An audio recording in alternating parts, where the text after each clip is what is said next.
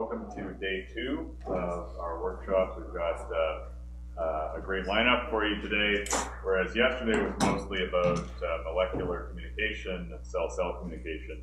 Today is sort of a split between molecular communication and neuroscience. So kicking off our talks this morning is a man who probably needs no introduction in this room, the inventor of rate distortion theory, the winner of the 2002 Shannon Award. Something like that. And a worker, I think it was 2002, yeah, and a worker in this field since long before it was cool, Professor Toby Berger. All right, so all that you probably read already in this program and so forth.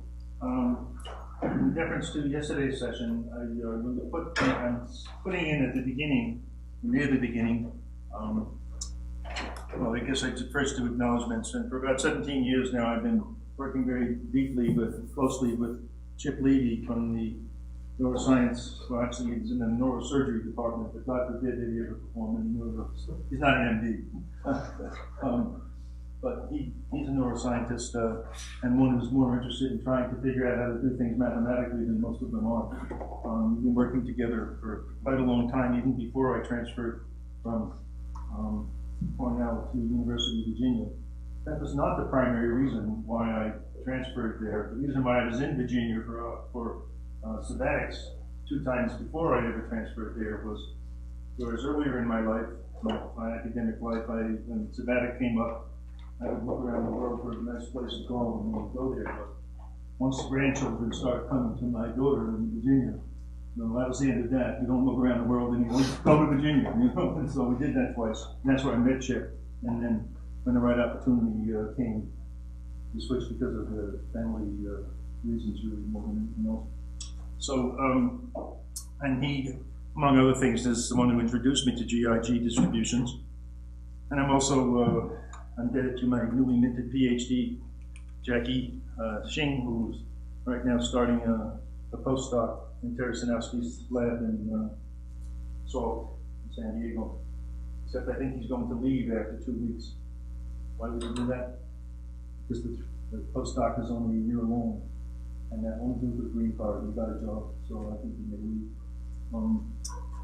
And I'm going to put this. Some of you probably know Zhen Zhang. He's an astounding and outstanding information theorist, and also was a former student of mine from China. Somebody who started his education before the Cultural Revolution and had it interrupted for 10 years, and then came back and did many great things, and eventually came to the U.S., where he now is a full professor at USC. And so in this aside that I'm going to have about let's say molecular cell-to-cell communication briefly at the beginning. This is not part of GIG. He's helped me with that.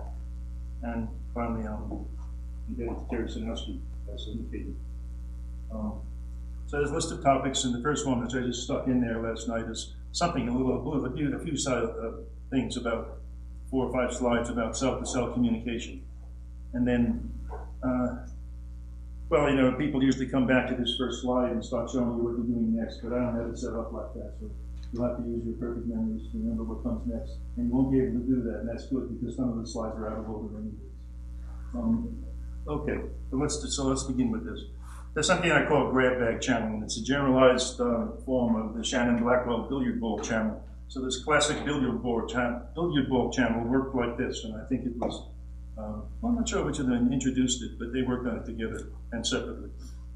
So there's a channel that inside of itself that after any particular transmission, it has 2 binary digits in it. They might both be 0, it might be a 0 and a 1, or it might be both 1s.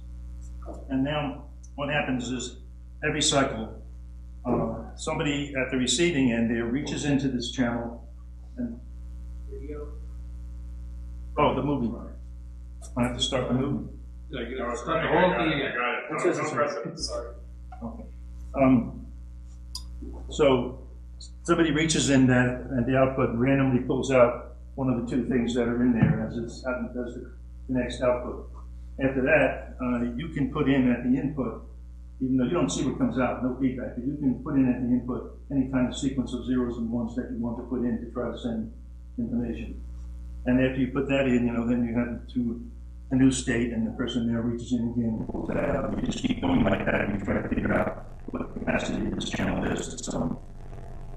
So the channel has an infinite geometrically distributed memory in the sense that once one of these digits goes in there, it's geometrically defined before it gets pulled out. So if it ever gets next. All right, so here's a kind of a situation. So let's say that the state was 0 because right before I start this, somebody pulled something out and they left 1 0 inside there. The state is what's left inside there in case something else. So now let's say you put in a platform instead of a platform. So now the contents looks like that, and then somebody pulls something out, so you call it a platform. So the state is, again, next time that you now have 2 zeros because if you put in another white one, then now the contents will be 2 zeros as opposed to 0. And there's an answer that John, Jan, and I worked out, and this is what it is. What you need is n to be proportional to some constant. It's not terribly important, but it's a second order thing, times the 1/3 power of p, which is also not particularly important, and then the 2/3 power of p, which is very important. And what is the 2/3 power of p in my example? Well, it's 10 to the 6th. So if H1 is true, the concentration of zeros need to be reduced by at most 1/10 of 1% in order to accurately, correctly decide on H1 over H0. You might think you'd have to send a lot of stuff before you could tell. Because we just put a few of them in and they're drawing out mostly stuff that was in there before. It doesn't work like that. Well, it does, but it works mathematically like this. So that you really need to change the percentage of zeros or ones that are in that grab bag by a very small amount in order to be able to, you don't have to do it all that long and not just a binary digit. Yes? Are you using reliable formally? A little louder, because Are you using reliable formally? reliable means that the probability of error is very small. That's Okay, no, gotcha. it's not 0, of course. Because it's a line. Okay. So that's enough about that. And it's, well, we never published it because we tried to figure out what the capacity of this channel was, or at least some good approximation to it. In fact, the capacity of the simple Shannon-Blackwell channel is still not known after 50 years. There's a simple technique in that one that gets you an information rate that's at least 1/2 a bit per use. Just a repetition of 2 in a row does that. But that's not the capacity. The capacity is known to be about somewhere around 0.52. And there's work on that by some Japanese guys, but it's the actual number or formula for is still not known. So that's not what we were really after to get a formula, but we wanted to understand kind of how it behaved. And in order to do that, get this capacity result, because of the non-stationary way in which you're putting in information, a lot of zeros, a lot of even ones again, then zeros. That was a non-stationary input that you're putting in there. You're not driving it with when you do that with a stationary process. And so if you want to prove this thing, you have to not look at the best stationary process to stick in to maximize the mutual information. You have to look at the best process of all, including all the non-stationary ones. And it makes this thing very hard to do. I won't say anything more about it. So because of that, with the years trying to do it, we never really even published this part of it. Happened back in 2000, I guess, wherever that Netzevo workshop was. That's where I talked about this. And then on the way back, driving back from Netzevo to Athens to go home, John, Jen, and I talked about this thing all the way. By the time we got there, I'll say more him than me knew that the power was 2/3. My trip from Athens to Netzevo was much more interesting. The plane arrived very late. I wasn't even sure if my rental car was going to still be there. I got to the head of the Ada sign. There's an English one to my left at the head of the Hertz line. I was asking the guy at the Hertz, I said, well, it's up there in order like that. There seems to be one way to go like this counterclockwise and another one to go like that clockwise. Which one should I take? She said, it doesn't matter which one you take because you'll never get out of Athens. Boy, she was right. There's more to that story, but we'll use up too much time. Okay, so we're going to focus on information processing in sensory cortex. You know, and there's a classical view of this, I mean, it goes back sort of 50 years by now. Barlow, as many of you probably know, was a direct descendant of Darwin, actually. Horace Barlow and Joule and Wiesel, big names associated with what people thought went on there. And they sort of thought that information, as it travels up some sensory modality, gets compressed as it travels up the hierarchy, so only important stuff gets kept and then some decisions made. And then also, there isn't any feedback signaling of any significance. I mean, they knew that there were feedback signals because anatomy had shown them, you know, that in fact slightly more than half of the connections in visual cortex, which I know most about, are in fact top-down or so-called feedback. About 55% of them, but they just ignored them. They thought they could ignore them because they didn't fit the way they thought things worked. All right. But then, you know, techniques got more advanced, and nowadays you know that if you stick the tiniest of excitations in, however briefly, there's a huge amount of firing up inside the cortex, and it couldn't possibly be what they were saying. Right? It was all wrong. So I won't say it was all wrong because there was some thinking in there that was very important, but that particular conclusion about how things work was way off base initially, and is now repudiated. Okay, and so Barlow had written a paper about it in 1961. And he himself humbly acknowledged in another paper he wrote 40 years later in 2001 that you know, most of what they had said there wasn't right. He was big and stepped up about this, and they did not only accepted the error that he had, but you know, humbly, you know, told the world that people would read what he writes, and so that he was good enough to say, you know, that, well, no, that was a different time, and that's how we thought it worked, and we were wrong, and this is how it works. So at least it doesn't work like that. I guess we still don't know how it works, really. Okay, so that's why my thing at the beginning there said, describe that, well, maybe I don't have it. But, okay, so what replaced the classical view? And that depends on who you ask as to what you can be answered. But,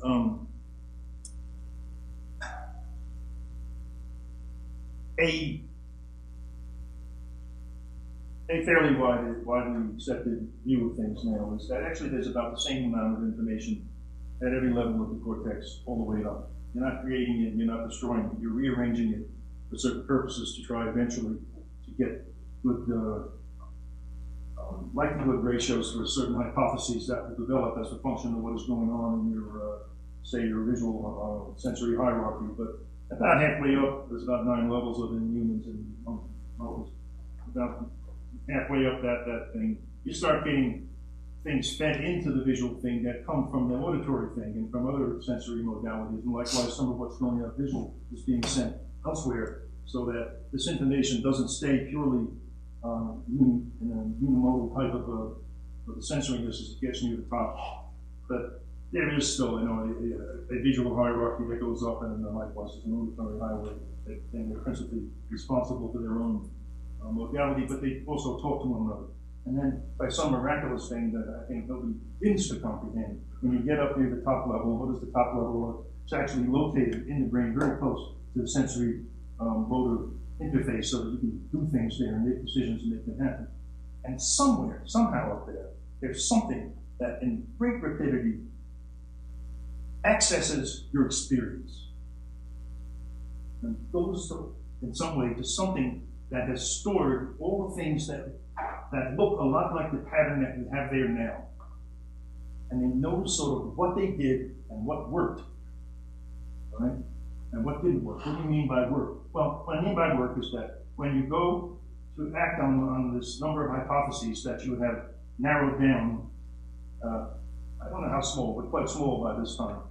How did you narrow it down and save energy at the same time? Well, this is what you did. As it started narrowing down, you found that there were a lot of neurons down here working on this, that, or the other thing, which did not affect what they put out, but not affect the likelihood ratios of the remaining hypotheses. You don't want to hear from them. So you push in the inhibition down, the push down things, and you shut them off so they don't listen.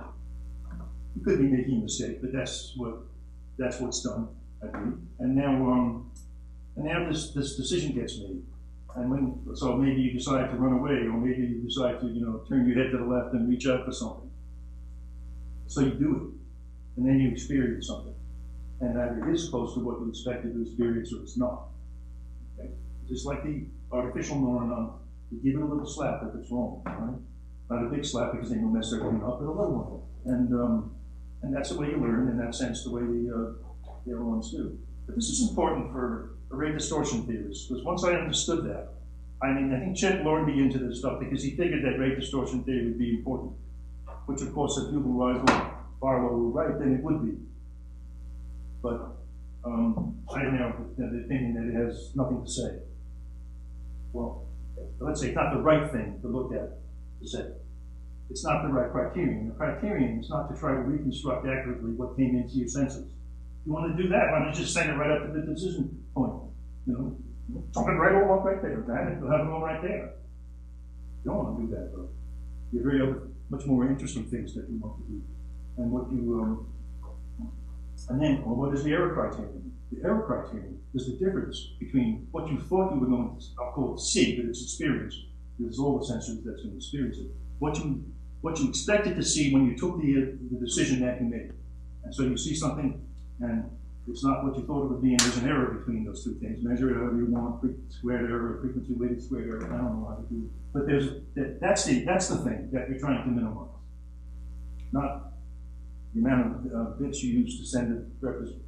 So you need to understand that. And once you understand that, then you see that you can't understand the whole problem until you really start getting into the decision theory and control theory parts of it, which are huge and not my bailiwick. But you don't even solve this problem. You have to know it all. So that's what I just said there is on those last two slides. So how does an individual neuron in, say, in primary cortex contribute to this processing of information that just structure, the nature of it that I just described? Well, there's a partial answer to that. I'll describe and analyze generalized inverse Gaussian, GIG neurons models from the viewpoint of Shannon theory. And this will be a mixture of neuroscience and information theory. And I am an information theorist, but I make no claim whatsoever to be a neuroscientist, even though I've been working with some of them for a really number of years. But, I don't understand all the chemistry of these ion channels and all the rest of that. I got a loose grip of it. So Chip and I are teaching, in fact, a course called neural signal processing that just got started the first time right this semester. And they wanted me to teach it. I told them I can't teach it without him, because as soon as they ask me any question about how this calcium channel works or how this fast sodium channel works, I don't say. So we go teach it.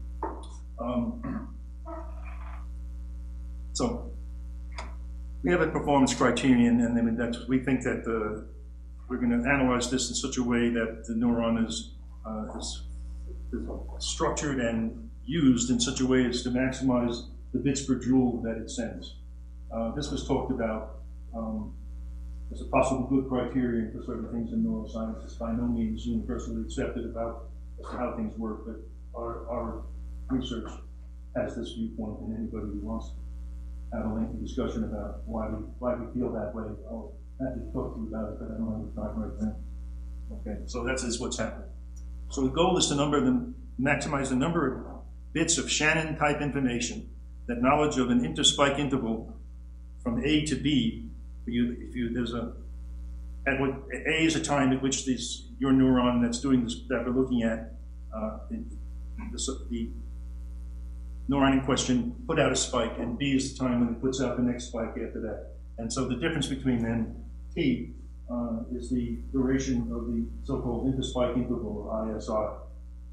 You have to watch out for that in electrical engineering, because ISI is supposed to be intersymbol interference. In fact, I once gave a paper at ITA that was called ISI of ISIs, intersymbol interference of interspike intervals. It does exist when they're short enough, and the tail end of one gets, if they're very close together, I'm not talking about that paper. Okay. You want to know the number of bits of information that it conveys to each of its targets, because they're all getting the same spike interval. And then we want to know how many joules of energy was spent to process that, which means process what came in during the ISI, generate the spike at B, and propagate it to all the targets that it has to go to. What about a charge for what came in? Well, you could decide to charge for what comes in if you want, but then you better not charge for what went out, or otherwise we'll be double counting everything. So I take the point of view here, although I may decide to switch this in my research, that you don't pay for the input.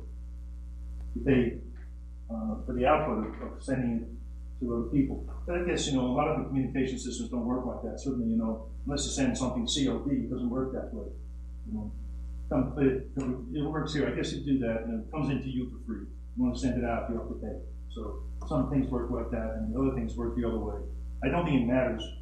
I'm not sure yet, but I don't think it matters which way you look at it, as long as you don't double count everything. Right?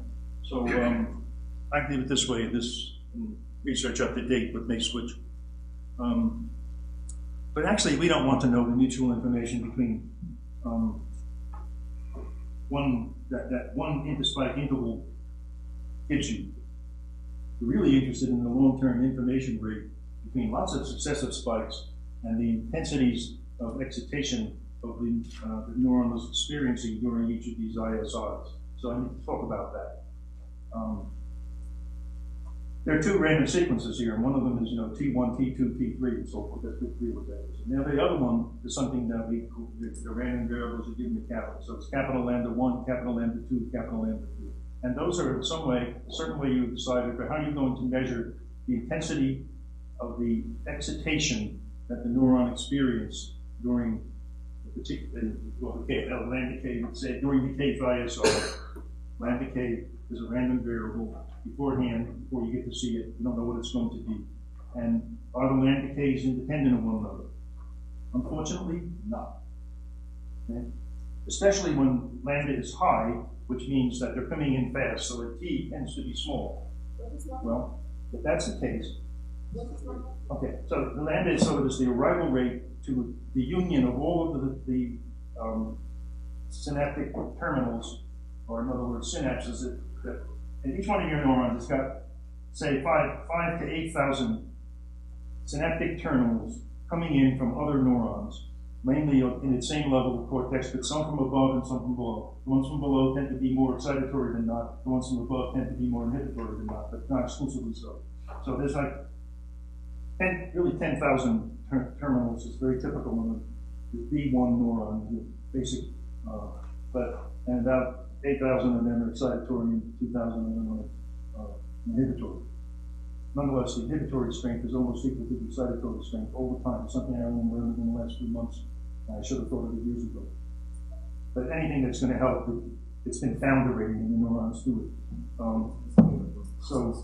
And that's the case. Okay, so you need to, in some way, define what you mean by the excitation intensity during an interval. It has to be, on average, positive, or otherwise you won't get up to the threshold. So net, after a while, no matter how it's set up, it must be the case that you'll never end this spike interval if you just keep getting lots of inhibition and not much excitation to balance it out. So there's always a little more excitation rate than there is an inhibition rate, but sometimes, but actually that difference is always very small, and okay, I'll go into the reason right now why that's small. It's probably going to cost me in terms of other things I want to get to. What you want is you want to get the maximum number of the same amount of bits out of every single thing, every spike into spike interval, whether you send it soon or whether you send it late. In other words, whether the excitation was high, therefore a reading with high probability, but not the probability one, but the fact that it's going to be short. You never know for sure because, this stuff, this excitation stuff comes, for example, from the Geiger counter. So here's a big sample of stuff, radioactive stuff, and here's a small one with the same stuff. You take your right Geiger counter there, and you go put it here. And you have another Geiger counter similarly over here, you put them there at a certain point. Which one gets hit first? Well, probably this one, but not necessarily. maybe that one. In fact, which one gets 10 spikes first? Positive probability that the small one does that before the big one ever puts anything out. So you do not know. Just because lambda is big, it does not mean that t is going to be small. Conversely, if lambda is small, it doesn't know, let's say, the probability one that t would be big. You have to understand that, all right? So now, you want to be able to get out of every interspike interval a goodly number of bits when you find out how long it is. And of course, the shorter ones will be telling you about the ones that are short, probably because the excitation was high. Now, if you don't introduce a high amount of excitation, indivision along with that excitation whenever it's produced, then you will make that decision quickly on the basis of a small number of inputs, and the timing will be bad. And then when you send that time, you will not get the number of bits that you would have gotten if you'd stuck in some inhibition and waited longer to add up a larger number of things so that the law of large numbers would squash your variance down in the timing, so that even when the time is small, speaking to other ones, that the percentage error in the time is the same all the time. You want to do that because it's that percentage error that tells you how many bits you get from the spike, from the measurement of the duration of the spike interval. So I guess I should stop and say, how does this whole thing send information? Well, the theory here is that not everybody agrees with this, isn't anything that everybody agrees with in neuroscience. And the theory is that there's to put it in engineering terms, there is a time continuous differential pulse position modulation scheme. So spikes can come out at any time continuously. How far apart they are is the differential delay, right? And why do you use a differential delay? Well, as the spike that you send travels down an axon, branches in various ways to go to some of the targets. Some places it's slower progress, and other places it's faster. So, but the next time that you send the next spike, it follows the same path with the same slow pops and fast parts, so that when it arrives, the differential delay is always accurate, even though it's not affected by the fact that there's non-uniform propagation speeds along the path to any particular target. All right? Yeah, so, of course, if that would change very quickly, then it would be, but that generally doesn't do that. So, it slows down and speeds up at the same spots. So there are differential delays when the spike is small, are too small. Well, I guess. I'd say I like to explain it that way because I see something that's not, how something is not dependent upon the varying speed of propagation. But of course, if you know all the differential delays in one of the actual points, then you know all the points. And vice versa. You can certainly get the differential delays from the times, and you can kind of get the times from the differential delays once you have one at the time. So the distinction is not that great, but this is the easier way to think about it, I think. Okay, so what happens here is that the single ISI bits per joule is what we try to maximize. But the thing is that if you take the long-term point of view over lots of successive ISIs, you'll find that the intensity is not independent from one spike, one ISI to the next. And as far as the energy is concerned, that just adds up from one spike. That's just adding it up over time. So energy is nice and additive over successive interspike intervals. But the information is not, because the lambdas are not independent of one another. That's especially true when lambda is high, because that means that the thing usually ends quickly with a small t.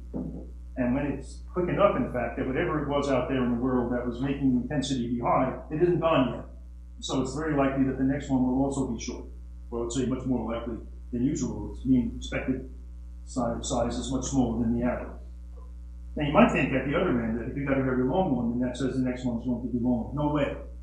I would say you get a long one, the next one, its length is independent of that. It goes right back to the long-term distribution. Why is that? That's because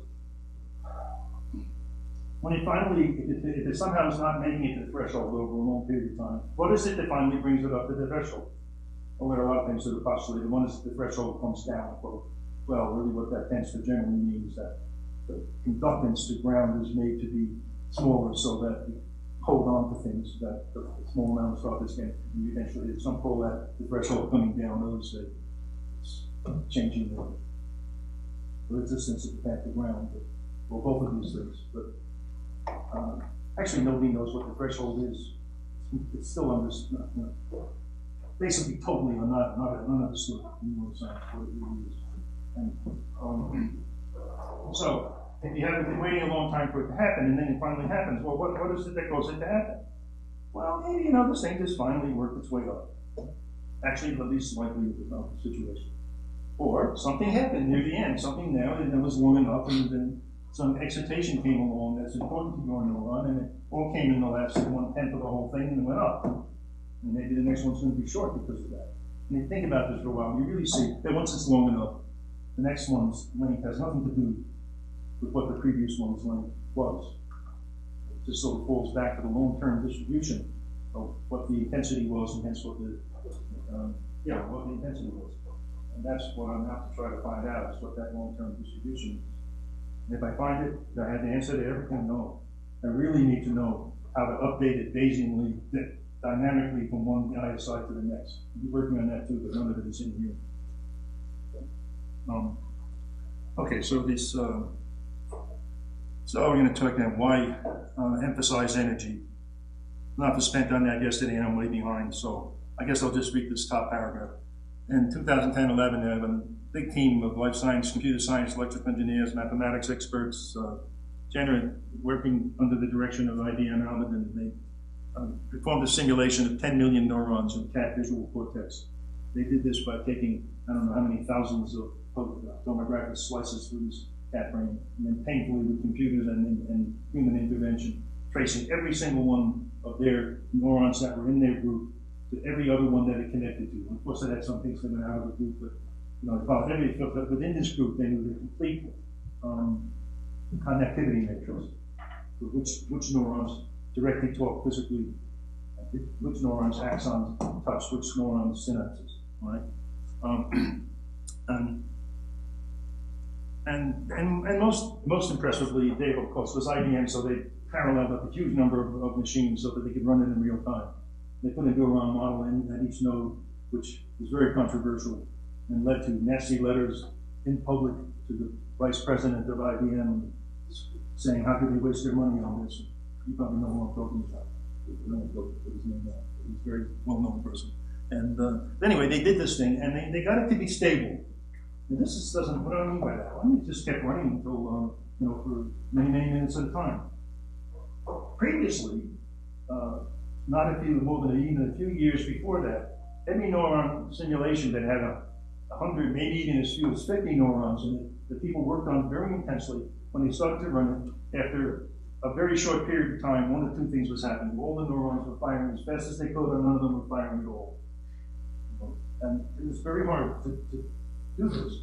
But, they found some ways to do it. And, well, they excited it all from things coming in from the outside. Well, that, of course, was really ridiculous, because this thing is a cat cortex, and it's supposed to be excited by what it was built to be excited by. So they can't do that. But that's not what I'm arguing about. It's not what it's really concerned. So they got it to work. So Chip and I sent him, Don Mendemoda was the head of this group, and they invited me out there once. And so we looked at this energy-wise, and it was our conclusion that despite all the good things that they had done, that their simulation was using something on the order of 10 to the 8th times as much energy per neuron as the cat does. So I wrote that to him, and he wrote back and said, no, 10 to the 9. So if you think that energy is not important, and that somehow this whole brain runs on energy less than power less than a 40-watt bulb, it's astounding. And that's, it certainly is very, very energy efficient. Somebody has called me. You can't do that.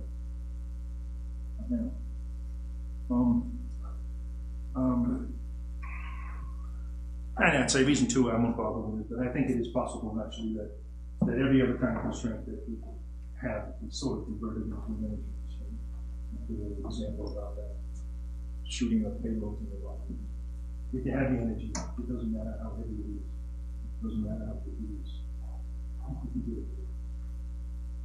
think it should be everything else too. So if you want to really be touchy about it, shit, those things move. All right. Well, there are probably many kinds of energy costs, hundreds of them, I suppose. But what we're going to assume here is that the major energy expenditures during an ISI are functions of the intensity, this thing that we call lambda. This is little lambda, an example of what it was this time in this interval. That got shifted, and I can't move it over now.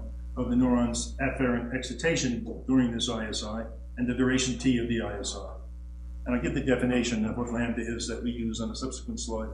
So, but our candidates for the three major energy costs are listed over here at the top of the next slide. There are three of them. G1 of lambda and 2, E2 of lambda and 2, E3 of lambda and t. And one of them is proportional to the log of 1 over t, and one of them is proportional to 1 over t, and one of them is proportional to t. So what happened to lambda? Didn't there at all. I'll get to that. Okay. I don't think it is variable.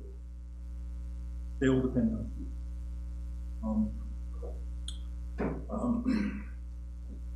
So they all, my argument will be that all these costs are output variable costs, whereas in man-made communication systems, usually the energy constraints are traditionally imposed on the input that you have, how much power you have to send something. So we'll have a lot to say about that. G2 and G3 are understandable enough. G1, of course, has a problem that if t equals 1 means something, and that there's some point that t equals 1 where this says that it's 0, and then there's other points where it says that it's minus, and other ones where it says that it's plus. So that doesn't look quite right, but actually it's okay. It's hard to explain that now why it is. What's the physics of the energy use? What's the physics of the energy use? I missed that.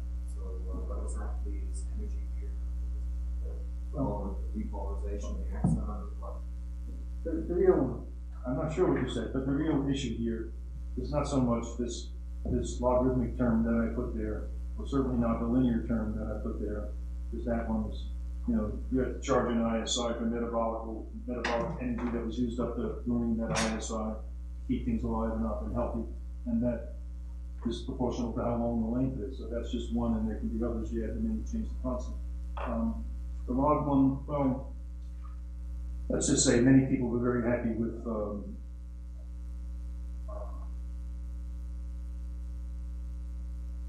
interspike intervals that had gamma distributed durations to them. A lot of things that fit like that. And if you don't have that log term there, then it comes out of it. It's complicated to go into why a log term is sensible the way, despite the fact that it looks like it could be negative. You're getting a reward in some ways for very long t's. But that's not the incontroversial one that changes this thing from gamma to the distributions for t to GIG distributions for t is the 1 over t term, even though it seemed to show up in some of people's lectures. That's put it there. So that's where the argument is taught to neuroscientists. I have a very good argument for it in simple terms that I could explain to anybody afterwards. But simple terms doesn't work for the neuroscientists. There's only two things to work that for the neuroscientists, so you have to have them both. One is you need to be able to explain the whole thing by the action of molecular ion channels. And the other is you have to have a definitive experiment that shows you that your theory has a play. Whatever you can see to see. Okay.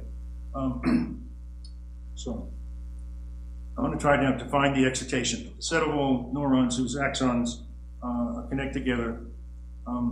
Whose axons connect to one or more synapses of a given neuron are called the afferent cohort. These are the ones that are bringing the 8 to 10,000 that are bringing in spike trains. And the excitation derives from the spike trains it receives from the neurons that are in this afferent cohort. And one measure of excitation is the total number of such spikes that arrive per second. Another candidate measure multiplies each of these afferent spikes by the weight of the synapses, because some may be bigger than others and provide more current to build up the postsynaptic potential toward the threshold. And as I said, most neurons have both excitatory and inhibitory synapses, so you've got sort of an algebraic sum that you have to do here. And I think it's really a human thing coming out of physics that we put the emphasis on how to describe the intensity of the input by this thing that we call lambda, which is the number of spikes per second that arrive. But of course, one over lambda tells you what lambda is and vice versa. So you could also say the number of seconds per spike. How long do you have to wait? What is that? For them to show up. I think that if the neurons think about it at all, which I don't want to say they think is, well, okay. I think neurons think. You're supposed to take, when you do science, the point of view that you should not anthropomorphize the thing that you're working with. But this is different, because it's you, and this is what you use to think. So I think neurons think. Individually and certainly as a group. So I think for the neurons, they like times. Everything's in terms of times, differential times. They don't really think about excitations, intensities. The time comes in from their point of view, the number of seconds per spike, and the time goes out between this spike and the next one. Everything is time. There's no concept of excitation. But it doesn't really matter because, of course, the excitation is one over two. But I mean, the idea is that some people say, well, the neurons, they want to go back and estimate the intensity so they can send that out. I don't think they do that. They just send times.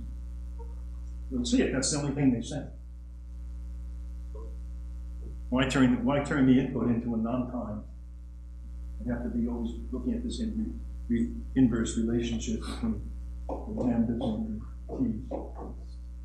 Not the right way to really look at it. But it doesn't matter, of course. Okay, well, the approach that we take is not unique to us, is to try to define this excitation intensity, not at the spike level, but at the ion level, at the point in the neuron, right at the so-called initial segment of the axon, where it changes from being a postsynaptic neuron to the ones that are coming to it, into a presynaptic neuron to the ones that it's sending to. That's where the spike comes out. And so there's a postsynaptic potential really over the whole soma of the whole membrane, but it's not exactly the same everywhere. And what matters is what is it at the point where the spike generator is. And so then different ones that come in have different paths they have to follow down the dendritic tree to get there. But what really matters is when they arrive at the initial segment of the axon, and how strong each one of them is, their weight. We have a simple, but what comes in there is not the spike itself. When the spike hits the synapse that it comes to, there's things like what you were talking about yesterday, where you get this transfer of the neurotransmitter across the synaptic cleft, and then has to bind and has to unbind. When it unbinds, these things get converted into rather narrow, so-called excitatory or inhibitory postsynaptic potentials that move down to where they have to go. And they tend to be about a millisecond wide, and somewhat square at first. And if you have an active neuron, it'll keep it square if it uses up energy, and if you don't, it'll spread out some way. Both kinds exist. So there's a voltage called the postsynaptic potential at that key point, and it is produced and it fluctuates in accordance with the ion flux. And in addition to that ion flux with positive and negative things coming in, the postsynaptic potential has paths down to ground, and if nothing comes in, then it decays. So there's a leakiness to it also. So, okay.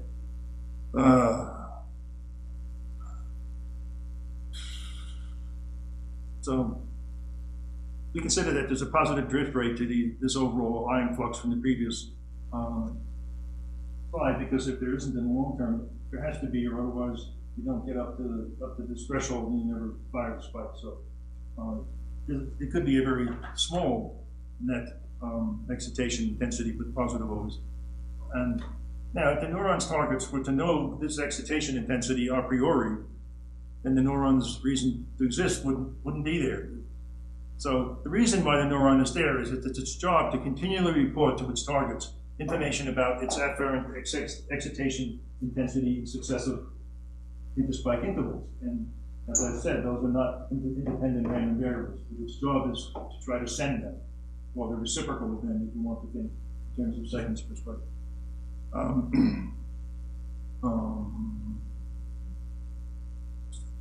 So again, what we do here is we say that since the neuron sends only one random variable per ISI, namely this spiking time, or equivalently interspike interval from the last one, and it cannot specify the entire history of lambda of t, which is in general a time-varying intensity with which things are coming in during the interval. That's a whole long function that's random, and there's no way you describe that completely by simply sending out one scalar variable. And as far as people seem to know so far, that looks like that's the only thing that they send. I don't know, it could be something quantum hiding away down there, you don't see it, but I doubt it. So this seems to be how it works. Okay, so, seconds of ISI, no. So what we do is we sort of say that lambda k, we don't even know what lambda of t looks like, but we define lambda of k anyway. We say there's this time-varying excitation that came along during the interval, and the interval has a certain length, tk, but we look at tk minus delta, where delta is the refractory period, because nothing can come out during the refractory period. And so over the non-refractory optics after the refractory period, we measure the average intensity of well, we can't measure it, but we define the average intensity, how it's varying. We get the as a random variable, mathematically defined. That's one thing you could do. There are a lot of other things you could do, but this is what we do. And then we proceed to study the average mutual information between I of lambda k and dk. That's not that long-term rate that I said, but just one of them. And how do we get away with that? Well, that goes back to my paper with Chip in 2010 in the Neuroscience special issue on IT transactions, where in the appendix I explain what the first order country correction to that is. And somehow people don't pay attention to it, but I think it's the best thing I did in that whole paper. I stuck it in the appendix and I didn't emphasize it. Okay, so we proceed to study the average mutual information between lambda k and tk. And we're particularly interested in situations in which lambda k and tk are jointly absolutely continuous with joint probability density function. So there's a certain f of lambda that we don't know yet, how their long-term distribution for what lambda will be over different intervals. And then there's a conditional distribution for t when you know what lambda is. And that's, of course, what the neuron does. That's what the neuron is designed to do. And once you tell it what lambda is, you can calculate when you know how it's constructed, you can begin to figure out what the distribution of t will be if you know lambda. So that's in the neural design. So we kind of think that we kind of look like we know that. We take the point of view. Well, we took the point of view for many years that we know that. We don't take it quite that way anymore. So maybe I should take this few moments that I have left, because there's so much I never even got to you guys to do. That's the way that our research had been done. You would say, well, this neuron is described by this particular f of t given lambda. Okay. And it's the input distribution that we don't know, and we're going to optimize over that so that the bits per joule get maximized. Well, not quite my view anymore.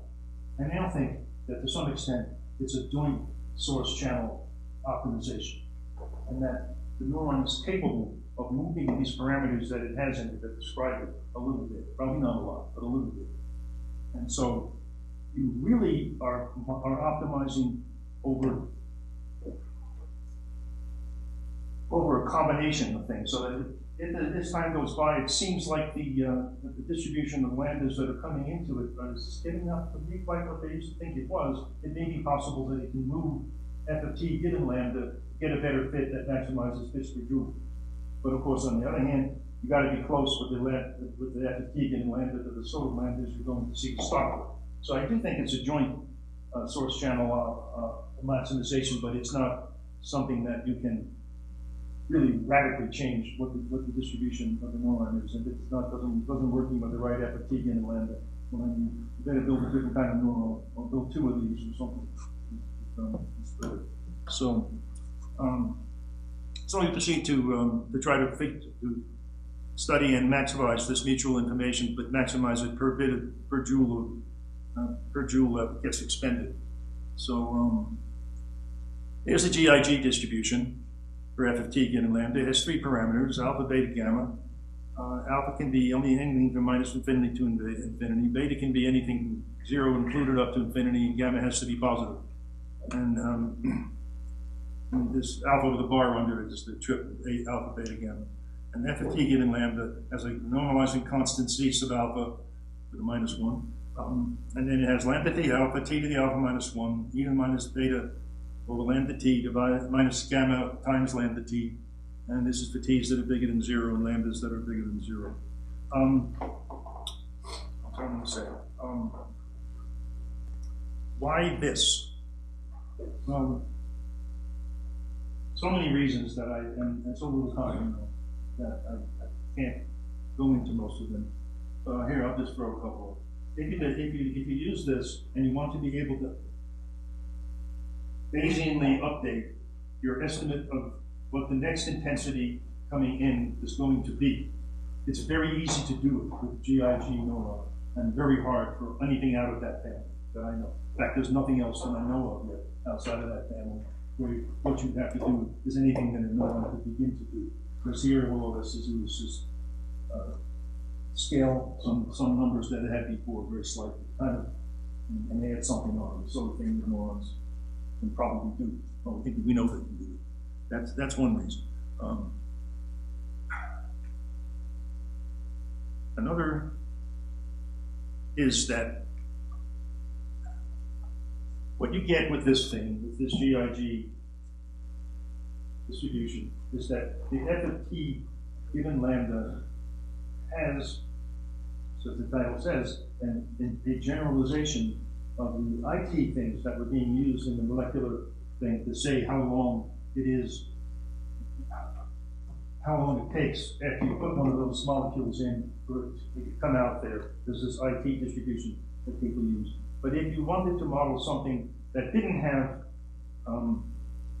uniform statistical descriptions of how fast it's moving, how it's fluctuating at every point along the way, but there were some places where it sped up and some places where it slowed down, and some things that attracted you and some things that repulsed you, you could get a more general thing. And when you do that, one way to do that is to have a GIG, and the only difference really is that the IG is a special case of GIG when alpha is equal to minus a half, and therefore the power of t, because you're using alpha minus 1 is t to the minus 3 halves, which is exactly what Schrodinger derived for IT distributions way back when it was first started. So, but all that's happening here is that you're changing that one parameter to allow it not to have to be minus 1 half. And then you get a big family of things, and there are, well, use the math terms, there are time homogeneous, amplitude non-homogeneous diffusion, Markov diffusions with Gaussian infinitesimal increments and infinitesimal variances that produce GIG hitting times. And of course, there's that for this IG thing. But in the IG thing, it's very simple. And what you basically have is simply a Wiener process with a drift. And it's the same no matter what you are, the same drift and the same variance everywhere. And this thing is different. You have to change versus time versus height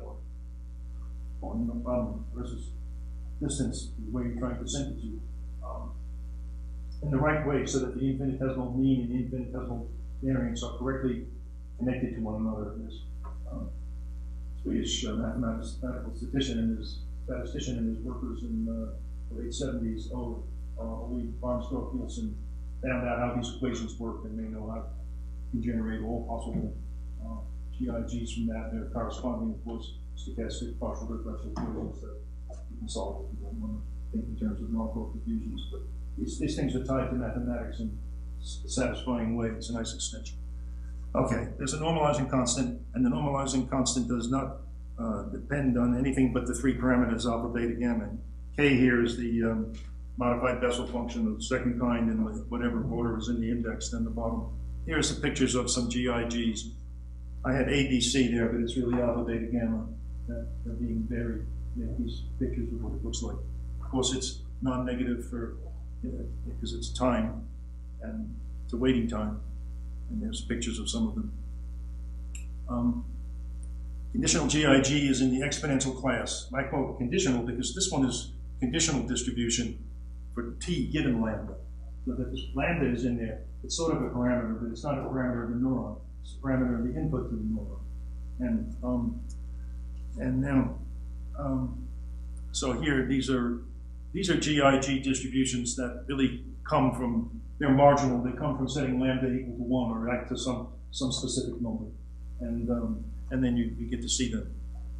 So the GIG, the conditional one, is in the exponential class, and if you use Koopman's general definition of what that means, where there can be more than one kernel from the sum on the top there, that defines exponential class.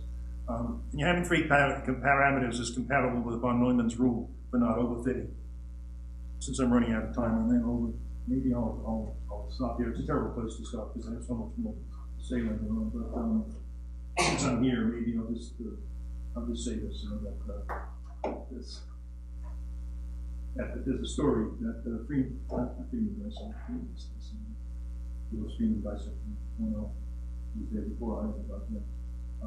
When after the war was over and the Manhattan Project was over and all that stuff, they started building accelerators and they were cracking planets apart. And one of the things they found was new mesons, and they didn't understand how they worked and what they were. They wanted good models of it. So Dyson got a lot of data, and he and his group worked on it, and it seemed to get a very good fit to the data. So he went out to the Fermi lab to talk to Fermi about what they had done. And he talked to him a little while, and then it seemed like after a short time, Fermi was no longer interested in all of what he was saying. So he said, well, what seemed to be thinking, hey, what is the problem here?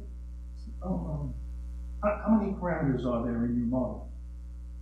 He wasn't sure, so he grabbed his students and said, 4, maybe 5. Response was, my good friend John von Neumann said, give me 4 parameters and I can fit an elephant. Give me 5 and I can make it wiggle its trunk. And so, once he saw that, he didn't like something that, just put in too many parameters so that it fit the data. And it's very famous in physics, this thing. And in fact, there's actually people who tried over time to build 4 parameter models of elephants. And then finally somebody was successful, but actually cheated because he had 4 complex parameters. And so he really had 8. You see, I'm happy here, but I can show it to you if you want. This elephant comes out and there's the parameter. You get different kinds of elephants, and then one more, it wiggles his trunk like that. So I'll just stop at that because I overshot my time. All right, thank you. I have the rest of the talk on a little thumb drive, and anybody who wants to see the slides, I'll just leave it, copy it into your machine. I'm happy to give it to you. Okay. Thank you. Do I hit something here? I know we have technical questions. How do you want to handle that? Don't touch anything yet? You can push the I don't know, you do it. All right, we're done.